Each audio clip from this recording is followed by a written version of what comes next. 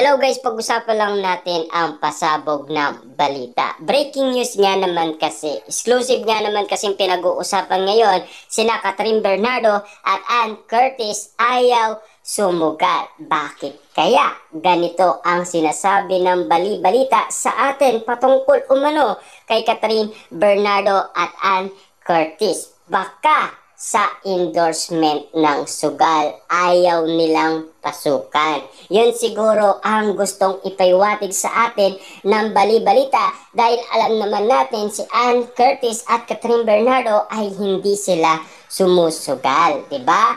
Kaya ating alamin kung katotohanan nga ba ang naiintindihan natin na bali-balita umano kina Catherine Bernardo at Ann Curtis na ayaw sumugal. Baka nga naman kasi sa mga endorsement na pasugalan. Kasi alam naman natin, marami ng mga artistang pumasok sa iba't ibang mga endorsement patungkol umano sa sugal. At ayon sa balita, mataas ang paghanga ng netizens at followers ni Catherine Bernardo at Ann Curtis, lalo na yung mga pagka-conservative sa dalawang aktres. Ibinida kasi ng mga fanay ng dalawang reyna na dalawa na nga lang daw sila sa ilang A-lister local celebrity ang hindi nag-iendorso ng mga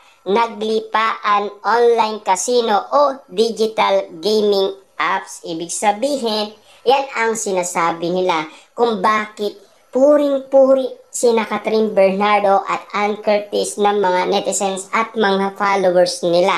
Kasi pinupost naman nila ang kani-kanilang mga endorsement na pinapasukan.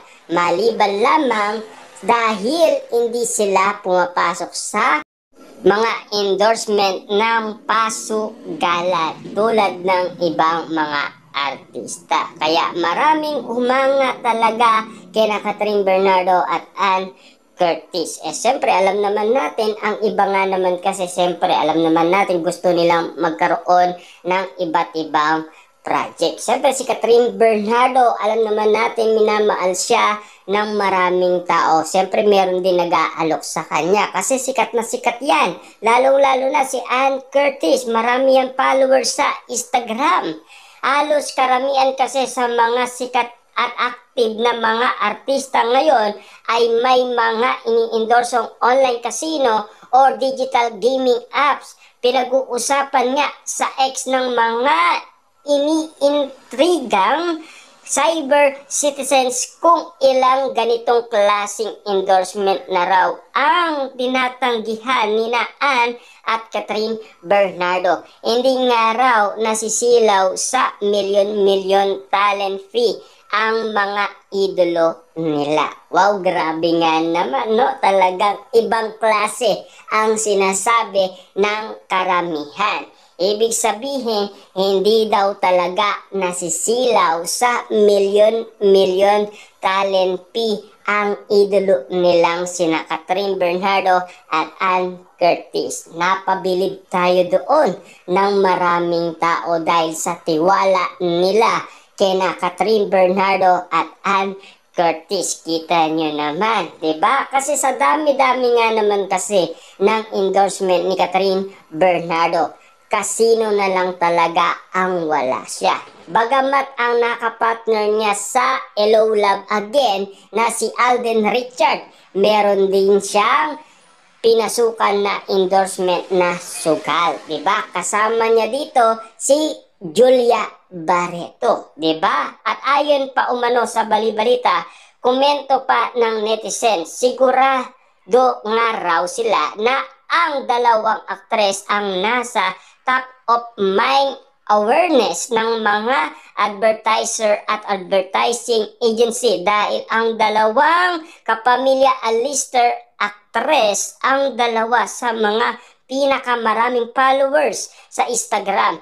Tweet 1 million ang followers ni Ann. Samantalang may 20.6 million plus naman ang Asia Superstar. Wow, grabe nga naman ang lupit, di ba?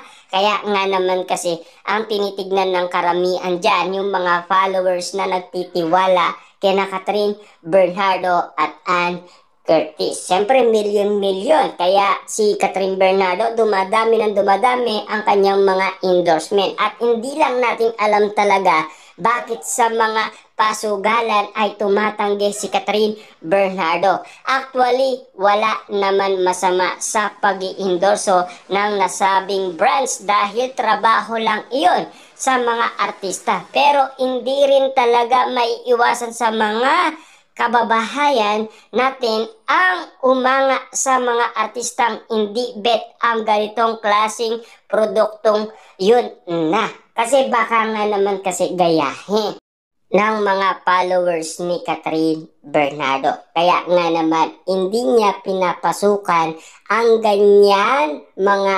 endorsement na pasugalan na sinasabi umano ng bali-balita sa atin. Na alam naman natin kasi si Alden Richard meron siya. Julia Barreto, Papa P meron din siya, di ba?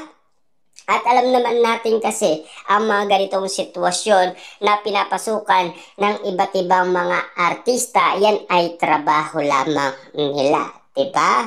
Kasi alam naman natin, si Catherine Bernardo, pili lang ang kanyang mga pinapasukan, mga endorsement. Tulad na lamang kasi na pwedeng magamit ng iba't ibang mga tao. Kaya nga naman yan ang napipili.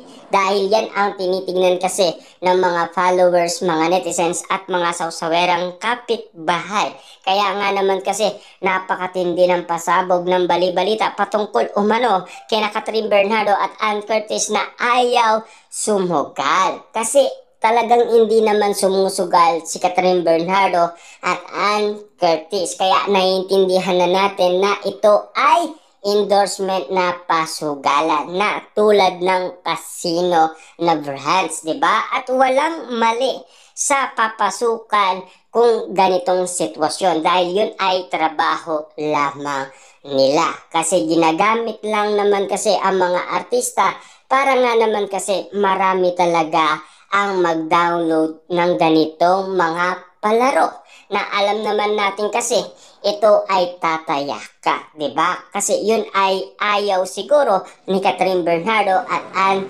Curtis na i-share sa kanilang mga followers.